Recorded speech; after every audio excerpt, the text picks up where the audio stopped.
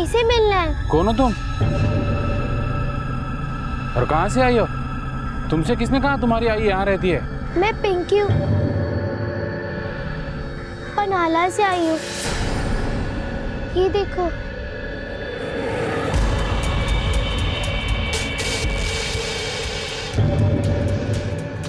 सुनो, कौन है ये?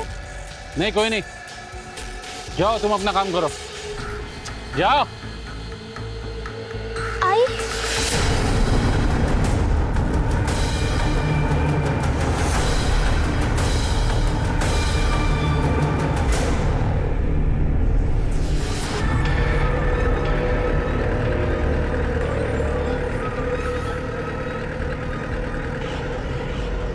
अंकल, हम आई के पास जा रहे हैं ना?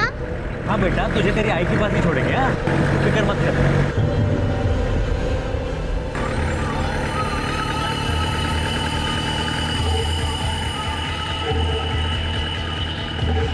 चलो बेटा, चलो चलो मुझे कहाँ लेकर अरे मम्मी के पास जाना है तुम्हें। चलो चलो चलो चलो चलो चलो चलो चलो चलो। अरे वाह, ये रखो यहाँ का। चलो चलो चलो चलो चलो चलो चलो, मम्मी के पास जाना है तुम्हें। अंकल, आई जंगल में रहती है? हाँ, आई से मिलना है ना? दोबारा आई का नाम लिया या हमारे घर आई तो इधर ही जंगल में गाड़ दूंगा तुझे।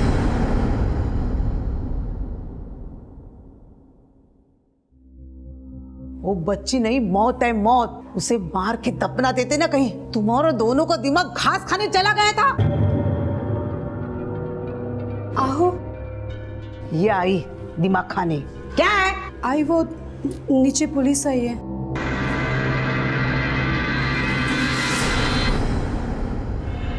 श्वेता दलवी ओळखता?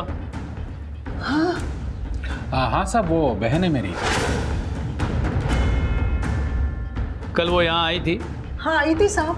हाँ, लेकिन वो कल के कल ही वापस चली गई। हाँ। कहाँ गई? अपने ससुराल। वो यहाँ से तो निकली थी लेकिन वहाँ पहुंची नहीं। उसके पति अरुण दलवी ने मिसिंग कंप्लेंट दर्ज की है। पहुंची नहीं? आई? मुझे कुछ गड़बड़ लग रही है। मतलब मतलब जब वो यहाँ आई थी तो बहुत रो रही थी।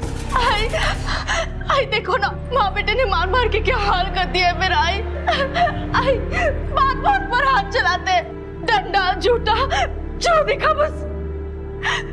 आई मुझे इन लोगों से बचा लो। आई ये लोग मुझे मार डालेंगे।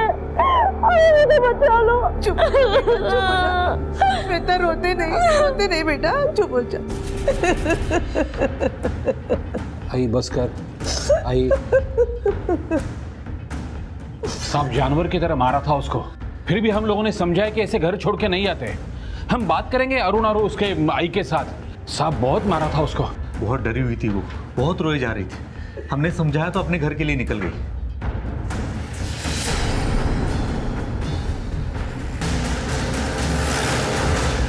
साहब, मारना तो छोड़ो, मैंने कभी उसे घूर के भी नहीं देखा था। बहुत प्यार करता था मैं श्वेता से, हमारे बीच में कोई प्रॉब्लम नहीं था। अरुण बहुत अच्छा आदमी है साहब, कभी उसकी बीवी के साथ उसकी खटपट नहीं हुई। एक बात तो श्वेता भी मानती थी, उसको अच्छा पति मिला। साहब, उन दोनों के बीच में भी एक प्रॉब्लम है। क्या प्रॉब्लम है? अरुण की माँ श्वेता को दिन रात सुनाती थी। साहब, भाई तो कभी कभी मुझे भी सुनाती थी, लेकिन उसके दिल में किसी के लिए कोई मैल नहीं था। और ये सास बहू का प्रॉब्लम इतना बड़ा नहीं था कि श्वेता ऐसे घर छोड़कर चली जाए। अच्छा हुआ वो चली गई, भगवान करे वो वापस ही ना आए। ऐसी क्या दुश्मनी थी उससे कि हमदर्दी की जगह नफरत थी? मेरा तो हंसता खेलता परिवार बर्बाद हो गया उसकी वजह से।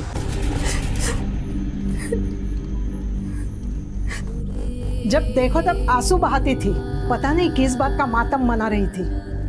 तीज त्योहार पे भी कभी खुशी नहीं थी उसके चेहरे पे। कितनी बार मैंने उसे बेडरूम के बाहर रोते हुए देखा है। आपने कभी ये जानने की कोशिश नहीं की कि प्रॉब्लम क्या है? बच्चे को जन्म नहीं दे सकती थी ना, इसलिए शायद रोती होगी। मुझे पता है साहब, वो मां नहीं बन सकती। क्या? मैं जानती हूँ आपको सदमा पहुंचा है, आपके साथ धोखा हुआ है, पर मुझे माफ कीजिए। मैं झूठ बोल के अपना रिश्ता आगे नहीं बढ़ा सकती। आपका जो भी फैसला होगा वो मुझे मंजूर है। अगर आप मुझे छोड़ना चाहे तो सुन के ऐसी खोपड़ी खसक गई थी मेरी, मन किया कि, लेकिन बाद में मुझे लगा कि श्वेता मुझसे सब कुछ छिपा भी सकती थी, लेकिन उसने मुझे सब कुछ सच बता दिया और उसकी यही बात मुझे बहुत अच्छी लगी थी साहब। मैंने उसके ये सच के साथ एडजस्ट कर लिया और सोचा कि बाद में आई को भी मना लूंगा। साहब, मैं श्वेता से बहुत प्यार करता हूँ, प्लीज उसे ढूंढ निकालिए प्लीज। सर, अगर अरुण सच बोल रहा है तो इसका मतलब है श्वेता झूठ बोल रही है। यही पता लगाना है कि श्वेता झूठ बोल रही है या उसके आड़ में उसके मैके वाले। सर, ताज्जुब की बात यह है कि श्वेता के मोबाइल का लास्ट लोकेशन ये जयसिंहपुर और सांगली के बीच में दिखाई दे रहा है। जयसिंहपुर और सांगली के बीच में मतलब ससुराल और मैके के बीच में। मतलब जब श्वेता अपने मैके से ससुराल जा रही होगी तब बीच में उसके साथ कुछ हुआ होगा। हेलो, ओके सर, श्वेता का पता चल गया है। अगर ये यहाँ तक आई तो यहाँ तक पहुँची कैसे? किसी ने देखा है उसे? चलो बाजूरा। सर, ये वेटर है, कुछ बताना चाहता है। साहब, जब ये बस से उतरी तो मैंने इसे टॉयलेट जाने का रास्ता बताया था, वहीं पे गई थी वो।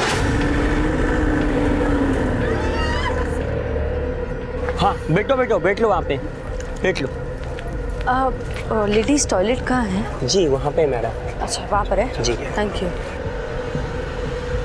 कोई था उसके साथ? नहीं, अकेली थी। बस कौन सी थी? कोई प्राइवेट बस थी, अंबर ट्रैवल। शिंदे सर। अंबर ट्रैवल्स के सारे पैसेंजर की लिस्ट निकलवाओ। Okay sir. क्या? हाँ, हम अभी पहुंच रहे हैं। हाँ दादा कहाँ जा रहे? आई बाहर है, कामिनी। दादा क्या हुआ बताओगे? अरे क्या हुआ? आई, श्वेता का खून हो गया।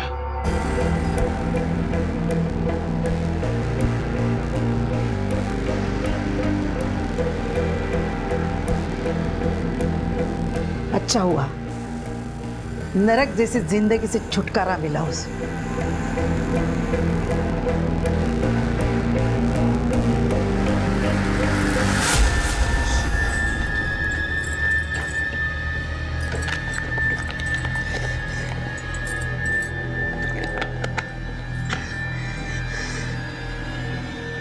नीच लोग, किसी भी चीज की शर्म नहीं आती।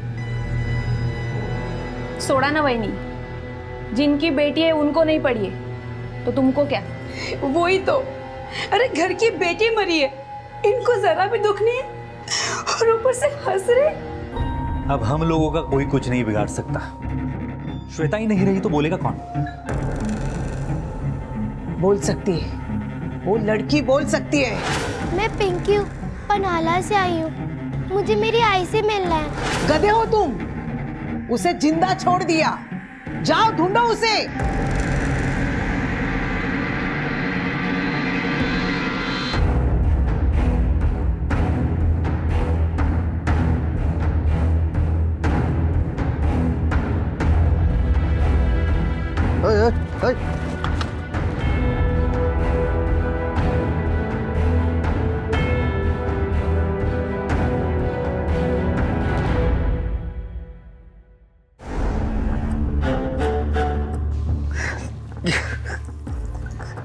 या पानी का।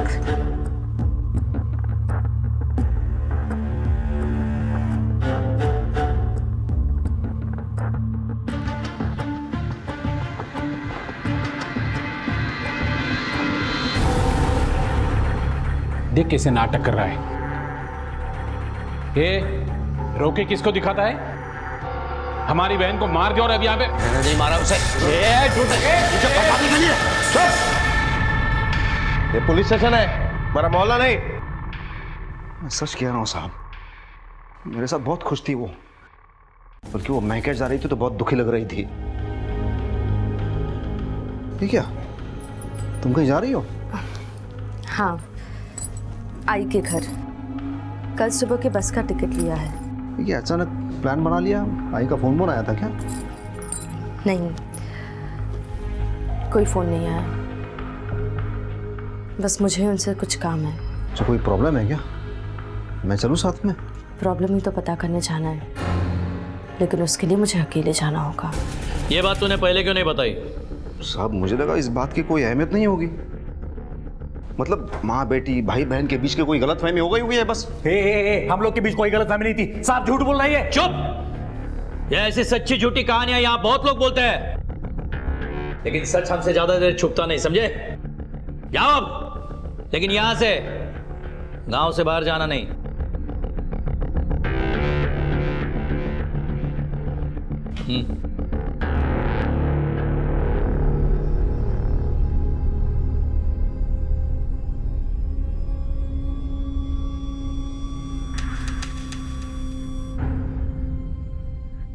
इससे शादी महंगी पड़ गई। क्यों पुराना दुखड़ा रो रहा है? डर मत, पुलिस को हमारे खिलाफ कुछ नहीं मिलेगा। चल। आई का फोन। कुछ बोल मत अभी, चल। हाँ अरे आई तू क्यों टेंशन ले रही है? किसी को कुछ पता नहीं चलेगा। आई किसी को कुछ पता नहीं चलेगा कि वो लड़की अपनी माँ को ढूंढ रही, तू टेंशन मत ले। चल आके बात करते।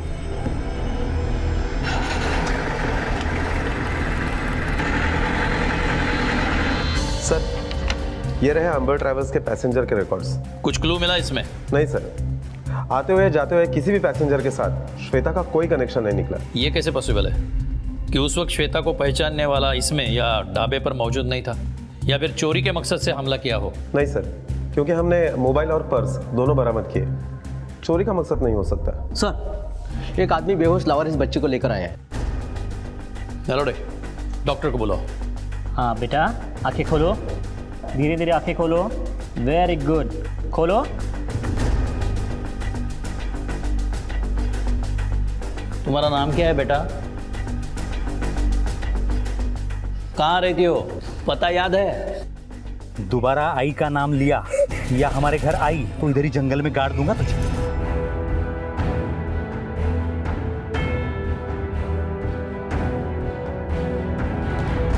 सर मुझे लगता है कि बच्ची के साथ कुछ हादसा हुआ है और उसका असर उस पर अभी भी है। नॉर्मल होने में थोड़ा वक्त तो लगेगा।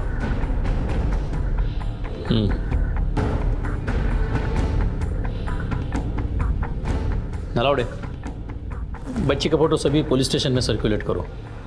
हो सकता है कहीं किसी ने मिसिंग कंप्लेंट लिखवाई हो। Okay sir. Nalawade, PM report के मुताबिक श्वेता मां बन चुकी थी, उसके बाद ऑपरेशन करके उसका यूट्रस बंद करवाया गया था। तो फिर श्वेता ने अरुण से झूठ क्यों कहा कि वो कभी मां नहीं बन सकती? सर पॉसिबल है कि झूठ श्वेता नहीं अरुण बोल रहा है। साहब मुझे उसके बारे में कुछ नहीं पता। श्वेता ने कहा था कि वो श्वेता को बच्चा कैसे हो सकता है, मुझे तो यकीन ही नहीं हो रहा है साहब। यही तो हम भी कह रहे हैं, तुझे यकीन नहीं हुआ कि उसने तुझसे झूठ कहा है और तेरा महान बनने का नाटक बीच में ही खत्म हो गया, तो इसी का बदला लेने के लिए तूने उसे मार डाला। साहब मुझे अभी आपसे ये बात पता लगी है, तो बदला किस बात का? इसका मतलब मेरा शक सही था। मतलब कुछ दिन पहले मैं मंदिर जा रही थी, तभी मैंने देखा।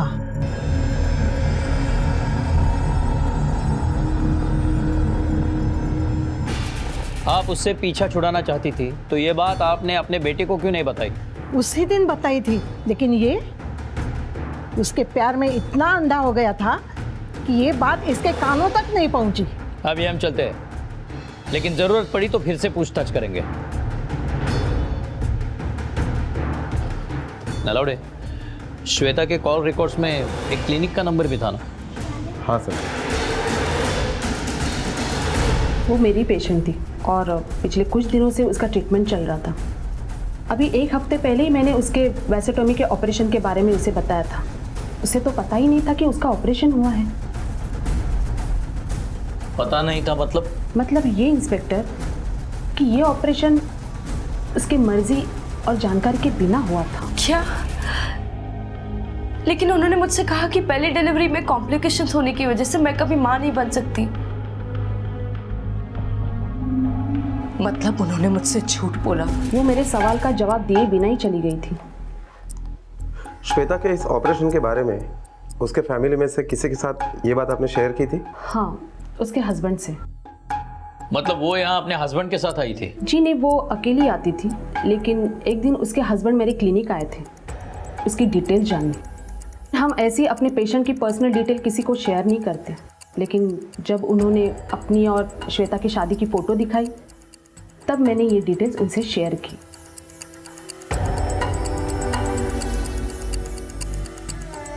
क्या ये वो आदमी था? जी नहीं, वो ये आदमी नहीं था। मैंने उसके साथ आधे घंटे बहस की थी, इसलिए मुझे उसकी शक्ल अच्छे से याद है। अगर डॉक्टर मधु के पास आया हुआ आदमी अरुण नहीं है तो इसका मतलब श्वेता की और एक शादी हुई है और इस दूसरे आदमी का श्वेता के कत्ल में जरूर हाथ होगा। ये दूसरा आदमी कौन है हमें सिर्फ गायकवाड़ फैमिली ही बता सकती है।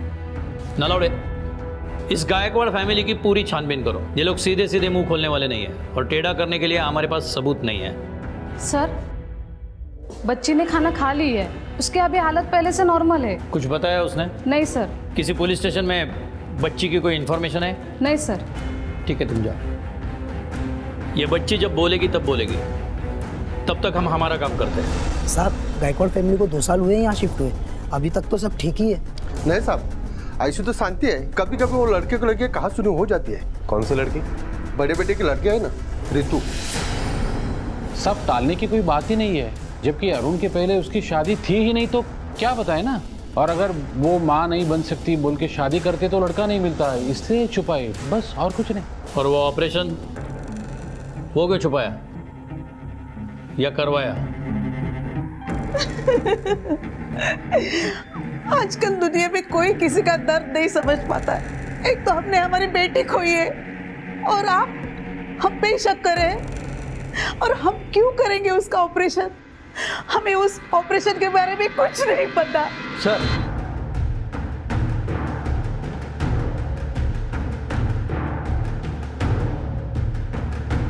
रितु आपकी बेटी है? हाँ साहब। क्यों?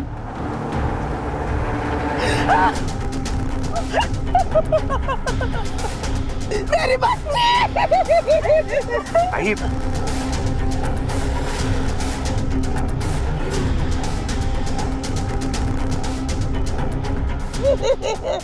मेरी बच्ची! 2-3 दिन पहले मारा है, इसलिए बॉडी सड़ चुकी है। पूरा एरिया सील कर दो और हथियार ढूंढ लो और ये बॉडी पोस्टमार्टम के लिए भेज दो। Okay sir. आपकी बेटी 3 दिन से घर नहीं आई और घर में किसी को सूझा नहीं कि इसे ढूंढ लिया जाए। साहब, वो लापता नहीं हुई थी, कॉलेज के टूर पे गई थी किरपुरवाड़ी। हमें क्या पता कोई उसे इतनी बेरे में से। आपको किसी पे शक जो ऐसा कर सकता है? किस पे शक करेंगे? मेरी बेटी तो एकदम सीधी थी, बस अपने काम से मतलब रखती थी। आजकल की लड़कियों की तरह वो पता नहीं साहब, किसी की नजर लग गई हमारे घर में। पहली बेटी मर गई, अब पोती मर गई, वो भी ऐसी हालत। आपने अपनी बेटी को आखिरी बार कब देखा? 3 दिन पहले, जब वो टूर पर गई थी। आपके उसके साथ संबंध कैसे थे? वैसे जैसे हर माँ बेटी के होते। अच्छा, किसी से खास दोस्ती थी रितु की? नहीं साहब, मेरी रितु ऐसी नहीं थी। तो आपको क्या लगता है क्या वजह हो सकती है उसके कत्ल की? यही तो समझ नहीं आ रहा कि क्या वजह हो सकती है। सर, ये बात आपको कुछ अजीब नहीं लगी कि एक ही घर की 2 बेटियों का कत्ल हो गया? ये इत्तेफाक नहीं हो सकता। ये दोनों मर्डर्स एक दूसरे की कड़ी है और ये गायकवाड़ फैमिली कुछ ज़्यादा ही स्मार्ट प्ले कर रही है। नलोड, एक काम करो, रितु के कॉलेज में जाओ और ये टूर वाली बात कितनी सच है इसका पता करो। Okay sir.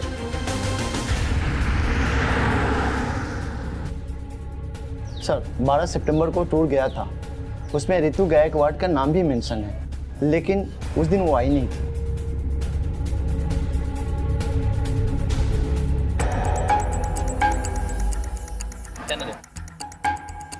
सर, वो टूर के लिए निकली तो थी लेकिन पहुंची नहीं। इसका मतलब है इसी बीच उसका खून हो चुका था। पोस्टमार्टम रिपोर्ट के मुताबिक खून 12 तारीख को 7 से 8 बजे के बीच में हुआ है। अच्छा, ये गायकवाड़ फैमिली के इतिहास में कुछ वर्तमान की झलक मिली? सर, फैमिली मेंबर में से किसी के ऊपर भी कोई क्रिमिनल केस नहीं है। लेकिन एक बात बहुत अजीब लगी सर, ये फैमिली 2-3 साल से ज़्यादा किसी भी शहर में टिकती नहीं है। पहले शिलवाड़, उसके बाद कोल्हापुर, उसके बाद कराड़ और अब जयसिंहपुर। मतलब 10 साल में 4 बार शहर बदला है। इस बदलाव की कुछ खास वजह तो पता नहीं है सर, लेकिन एक बात ज़रूर है, पिछले 10 सालों में इस फैमिली के रहन सहन, उठना बैठना, घर, यहाँ तक कि गाड़ियों में काफ़ी तरक्की है। मतलब जब शहर बदला है तब तरक्की हुई है। एक काम करो नलौड़े, ये राजन और मोहन के कॉल रिकॉर्ड्स निकलवाओ। हो सकता है इन कॉल रिकॉर्ड्स में इनकी तरक्की का राज छुपाओ। Okay sir. सर, राजन और मोहन के कॉल रिकॉर्ड्स, इनके फोन पर जालिंदर कांबळे नाम के आदमी का कई बार फोन आया है। कौन है ये? सर, ताजगांव का जमींदार है। नलौड़े पता करो इस जमींदार का गायकवाड़ फैमिली से क्या वास्ता है। Okay sir. Sir, Pannala police station में इसी बच्चे की मिसिंग कंप्लेंट दर्ज है। बच्ची का नाम पिंकी है।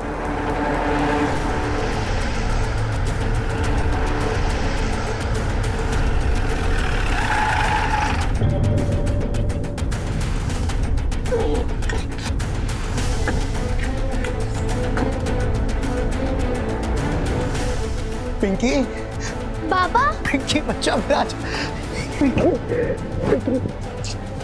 बेटा बेटा कहाँ चली गई थी तू और क्यों गई थी? अज्जी ने कहा था कि अपनी आई के पास जा, तो मैं चली गई।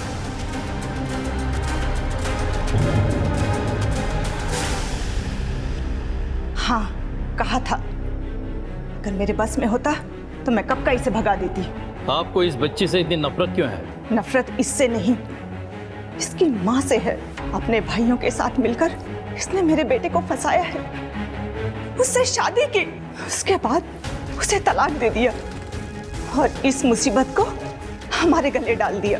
जिस औरत की वजह से मेरे बेटे ने 10 साल तक शादी नहीं की, उसकी औलाद को मैं अपने घर में कैसे रख सकती हूँ? क्या नाम है उस औरत का? श्वेता गायकवाड़। साहब तब झूठ बोला था, श्वेता की एक शादी हुई थी। तुम्हारे बहन का खून हुआ है, इसका मतलब समझते हो तुम? साहब हम डर गए थे, और शादी आज की थोड़ी ना 10 साल पुरानी थी। हाँ, इसलिए लगा नहीं कि ये बात बताने जैसी है। ये बात कैसी है अब हम तुम्हें बताएंगे, वो भी जल्दी। सर 10 साल से मैंने श्वेता की शक्ल तक नहीं देखी, आप मुझे ऐसे। डॉक्टर यही है ना श्वेता का पति? जी नहीं, वो ये नहीं है। ये नहीं है तो और कौन है? सर मैं आपको बोल रहा हूँ, मैं नहीं था। 10 साल हो गए गायकवाड़ फैमिली मेरी कुंडली में नाक बन के बैठी हुई है। सर पहले तो बेवकूफ बना के वो पैसे हट लिए उन्होंने, और अब ऐसे फंसा रहे हैं। कौन से पैसे? सर 2004 में मेरी और श्वेता की शादी हुई थी और हमारे बीच कोई प्रॉब्लम नहीं थी सर, सब कुछ बहुत अच्छा चल रहा था। फिर वो प्रेग्नेंट हुई और अपनी पहली डिलीवरी के लिए अपने मायके चली गई। सर फिर एक दिन अचानक उसके भाई मेरे घर आए और क्या भाई? चुप, तुझे मालूम था ना श्वेता प्रेग्नेंट है, फिर भी मारा उसको? मारा? ये मत समझ कि वो अकेली है, उसके भाई है उसके साथ। ये क्या बकवास कर रहे हैं आप लोग? किसने कहा आपसे ये सब? चल रहे हैं, नाटक मत कर। मैंने खुद देखे श्वेता के मार के निशान, कितना रोती है वो, मालूम है? लगता है ये हाथ की बात समझेगा। अरे हाथ क्यों चलाना, कानून है ना। अब तू देख, घरेलू हिंसा के मामले में कैसे सारी जिंदगी तू जेल में चक्की पीसेगा। अगर जेल जाने से बचना चाहता है ना तो 10 लाख रुपए दे और खत्म कर। सर 10 लाख देने के बाद श्वेता ने मुझे तलाक दे दिया। फिर जब पिंकी पैदा हुई तो दोनों भाई उसे मेरे पास छोड़ गए, ये बोलकर कि वो मेरी जिम्मेदारी है। और सर मैंने भी अपनी बच्ची को पूरे दिल से एक्सेप्ट किया। फिर आज तक किसी चीज की कमी नहीं होने दी मैंने उसे। क्या कमी होने नहीं दी? 2 वक्त का खाना तक नहीं दिया। वो होती ना तो बताती आपको, वो घर उसके लिए नरक था। और पैसा तो बहन की जिंदगी बनाने के लिए था ना साहब, उसकी दूसरी शादी भी तो करनी थी। और उस राजेश ने आपको ये नहीं बताया कि हमने एलिमनी का 1 रुपया तक नहीं लिया, उल्टा झूठी कहानी बता रहा है वो। सच बोलने की बात आप लोगों के मुंह से अच्छी नहीं लगती। डॉक्टर ने कहा है कि जो आदमी उसे मिलने आया था वो ना तो अरुण था ना राजेश, तो ये तीसरा आदमी कौन था? साहब वो हमें मालूम नहीं, लेकिन यकीन कीजिए हम लोग सच बोल रहे हैं। लगता तो नहीं है, क्योंकि अभी अभी हम जालिंदर कांबळे से ही मिल के आए। सर राजन की बेटी ऋतु के साथ मेरे लड़के की शादी तय हुई थी। शायद शादी लड़की की मर्जी के खिलाफ हो रही थी। मैंने बोला भी था उसे अगर कोई प्रॉब्लम हो तो बता दे, मेरे लड़के के लिए और भी रिश्ते हैं। लेकिन ना वो रिश्ता तोड़ रहा था ना शादी की तारीख पक्की कर रहा था। क्या ऋतु की शादी उसकी मर्जी के खिलाफ हो रही थी? हाँ साहब, लेकिन बेटी की शादी करना कोई गुनाह तो नहीं है ना? शादी करना नहीं, लेकिन जबरदस्ती शादी करना गुनाह है। एक तो तुम्हारी बहन की शादी कंट्रोवर्सी में है, ऊपर उसका खून हुआ है। तुम्हारे बेटी ने शादी को मना कर दिया है, उसका भी खून हो गया। कहीं ऐसा तो नहीं रितु ने शादी के लिए ना किया इसलिए तूने उसका खून कर दिया? Honour killing. चलो तुम्हें किसी से मिलवाते हैं।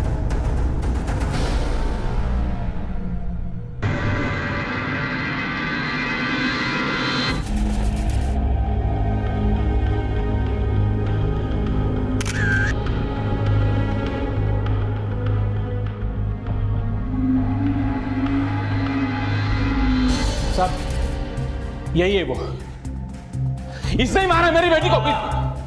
नहीं साहब, हम दोनों एक दूसरे से बहुत प्यार करते थे, हम तो शादी भी करने वाले थे साहब, लेकिन यही हमारे शादी के खिलाफ थे। छोड़ो, जवान बेटी को ऐसे मारते हैं क्या? ए चुप, तुझे पता नहीं है ये तेरी बेटी है ना, इसको जवानी कितनी चढ़ी है, एक दिन हमारी सबकी नाक कटवाएगी। ये तुझे बोल रहा हूं मैं, सुधर जा, नहीं तो जान से मार दूंगा। मैं जहां बोल रहा हूं वहां चुपचाप शादी कर ले। मैं मर जाऊंगी लेकिन मोहसिन के अलावा किसी और से शादी नहीं करूंगी। तुमसे बड़ा मकसद और किसी का नहीं हो सकता रितु को मारने का।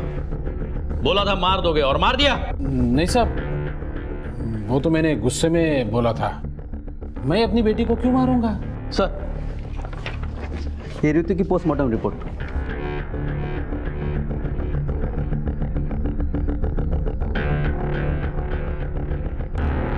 अपने पूरे करियर में कत्ल का ऐसा हथियार पहली बार सुना मैंने। हाँ सर, रिपोर्ट पढ़ने के बाद मुझे भी बहुत अजीब लगा, लेकिन रितु के सिर पर मंदिर के घंटी से ही वार किया गया है। सर, मंदिर के मान्यता के मुताबिक रितु ने देवी माता के दर्शन करने के बाद मंदिर के पीछे जाकर माथा टेका होगा और कातिल ने उसी मौके का फायदा उठाया होगा, रितु के सिर पर वार किया होगा और उसके बाद कातिल ने बड़ी सफाई से मंदिर की घंटी को साफ करके जगह पर रख दिया। लेकिन उसकी इस चालाकी को फॉरेंसिक रिपोर्ट ने मात दे दी, जो उसने सोचा भी नहीं होगा। और सर, हथियार से भी ज्यादा चौंकाने वाला वो नाम है जिसके फिंगरप्रिंट्स घंटी पर मिले।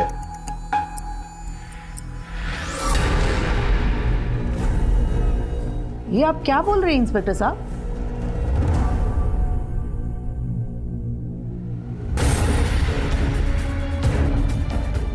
चलिए, वजह तो आपको पता होगी। जिस मंदिर की घंटी से रितु का कत्ल हुआ है उस पे आपके फिंगरप्रिंट्स है।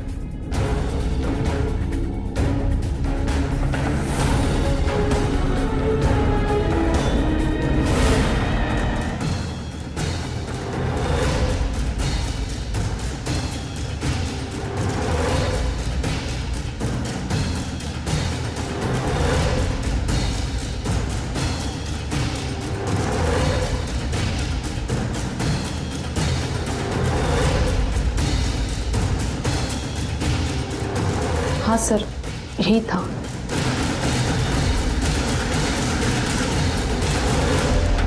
जुर्म तो आपने कबूल कर लिया है, अब वजह भी बता दीजिए। बताइए, क्यों मारा आपने रितु को? वजह मैं नहीं बता सकती। देखिए हाँ ना लौड़े बोलो। सर, वो स्केच रेडी हो गया है। एक काम करो, ये गायकवाड़ फैमिली जहाँ जहाँ शिफ्ट हुई है वहाँ के आसपास के लोगों को वो स्केच दिखाओ, कोई ना कोई तो उसे जरूर पहचानेगा। Okay sir.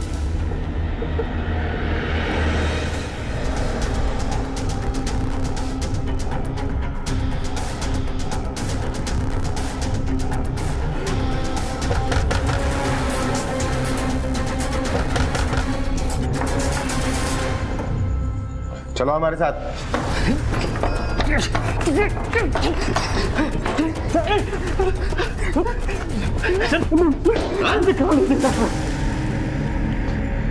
हाँ साहब, मैंने ही मारा था श्वेता को। शादी के 6 महीने बाद ही अपने घर जाके बैठ गई थी और अपने भाइयों के साथ मिलकर मुझ पर डोमेस्टिक वायलेंस का झूठा इल्जाम लगाया था और मुझसे 10 लाख रुपए लूट लिए थे। तभी मैंने सोच लिया था कि मैं इस बेइज्जती का बदला जरूर लूंगा। मेरा घर तोड़कर नया घर बसा कर बैठी है तू, है? तुझे क्या लगता है तू अपने भाइयों के साथ मिलकर मुझ पे 498A लगाने की धमकी देकर मुझसे 10 लाख रुपए लूट कर ऐसे चैन से बैठ जाएगी? अविनाश, मैंने ऐसा कुछ नहीं किया। मेरा यकीन करो, तुम कुछ गलत समझ। गलती है ना, गलती मैंने की है तुझसे शादी कर कर, और वो गलती मैं अब सुधारूंगा तुझसे बदला लेकर, समझी? मैंने उसे ढूंढा, उसका पीछा किया, फिर उस पर नजर रखी, और जब डॉक्टर मधु से मुझे उसकी ऑपरेशन और डिलीवरी के बारे में पता चला, तब मेरी खोपड़ी और भनक गई थी। इन सब लोगों ने मुझे मिलकर बेवकूफ़ बनाया। मैंने उसके घर पर नज़र रखी हुई थी। जब 11 तारीख को वो जयसिंहपुर निकल गई, जाते वक्त मुझे मौका नहीं मिला, लेकिन आते वक्त मुझे मौका मिल गया।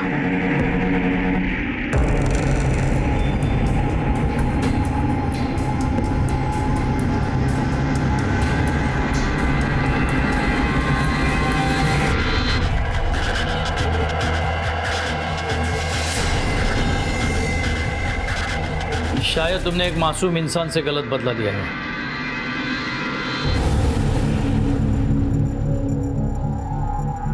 मुझे वो वजह पता चल गई जिस वजह से तुमने अपने बेटी को मार दिया। मारती नहीं तो क्या करती? जब श्वेता की पहली शादी टूटी तो बहुत डर गई थी मैं।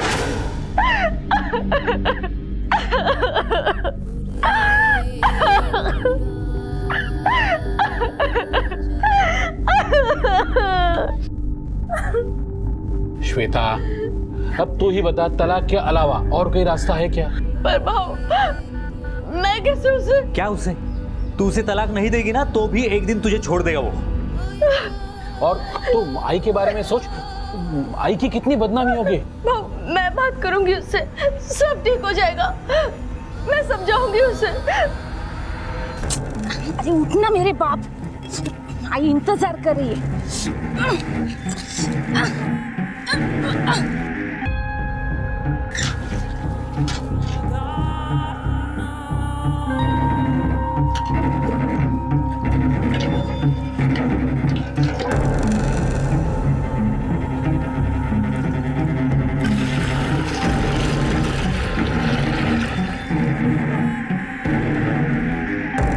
समझाएगी उस नीच आदमी को तू?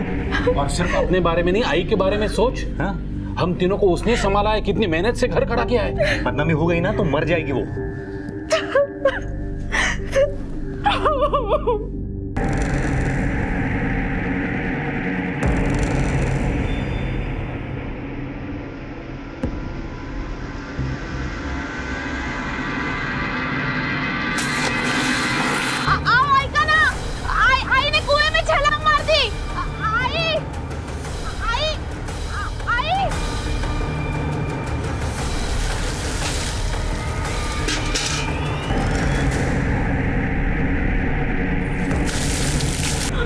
आइए।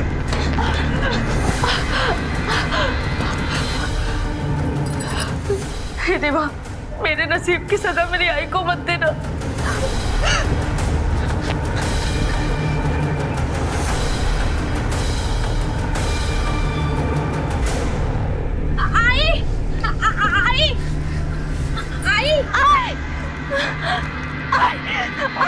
क्या हुआ आई को?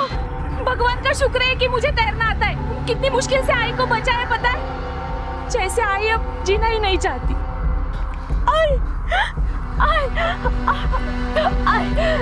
आई को बोलती ना तो मैं उसे तलाक दे दूंगी, पर तुम मरने के बारे में सोचना भी मत। आई आंखें खोल।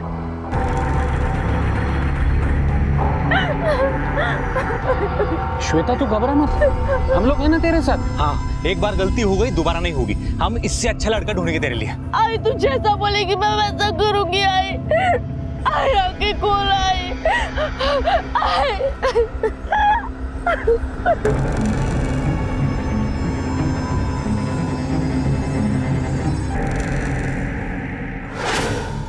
उसके बाद एक पे एक शादी, फिर तलाक। उसके सगी माँ और भाइयों ने उसे पैसा कमाने की मशीन बना दिया था। फिर उसे झूठ बोला कि उसका बच्चा मर गया है और उसे बिना बताए उसका ऑपरेशन करवा दिया ताकि दूसरी शादी तोड़ने के लिए बच्चा अड़चन न बने। और फिर एक दिन जब श्वेता को पता चला, तुम लोगों ने तो नीच होने की सारी हदें ही पार कर दी।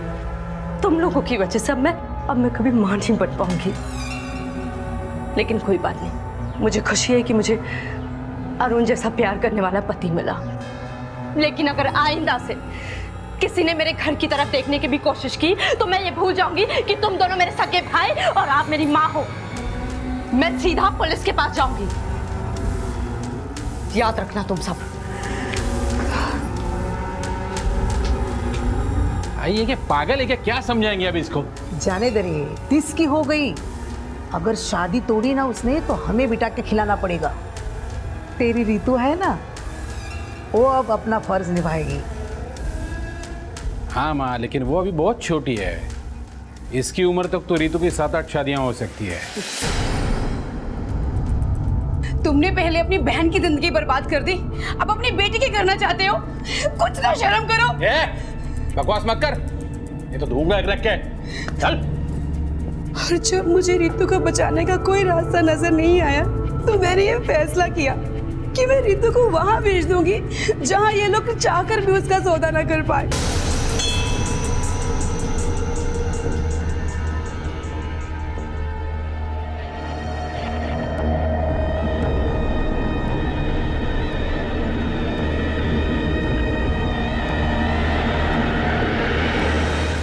शाल उड़ाकर विदाई की है उसकी इस दुनिया से, और मुझे सुकून है कि मैंने उसको मारकर उन सब तकलीफों से दूर कर दिया जो उसको जीते जी झेलनी पड़ती।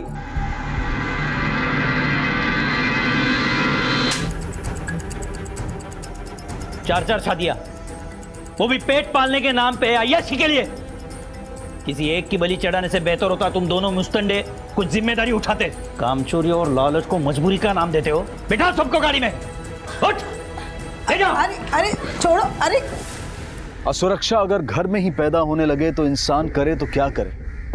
यहाँ राजन, मोहन और रेणुका जैसे उदाहरण भी हैं जो सिर्फ सांसारिक सुखों के लिए, मेहनत से बचने के लिए अपनी औलाद तक की बलि चढ़ा सकते हैं। अविनाश को श्वेता और नीलम को ऋतु की हत्या के लिए सजा हुई, और राजन, मोहन और रेणुका को श्वेता की जबरदस्ती शादियों, झूठे 498A केस और जबरन वसूली के लिए गिरफ्तार किया गया। बहुत बारीक फर्क है किसी की सहायता करने में और किसी के द्वारा इस्तेमाल होने में, लेकिन इस फर्क को समझना बेहद जरूरी है, क्योंकि अगर हमने ये फर्क नहीं समझा तो सामने वाला हमें सिर्फ जरूरत के सामान जितनी अहमियत देगा। अब मैं अनूप सोनी आपसे विदा लेता हूं, फिर मुलाकात होगी अगले एपिसोड में एक और चौंका देने वाले केस के साथ। तब तक अपना और अपने परिवार का ख्याल रखें और देखते रहें क्राइम पेट्रोल डायल 100। सबक एक को सीख हम सबको। जय हिंद।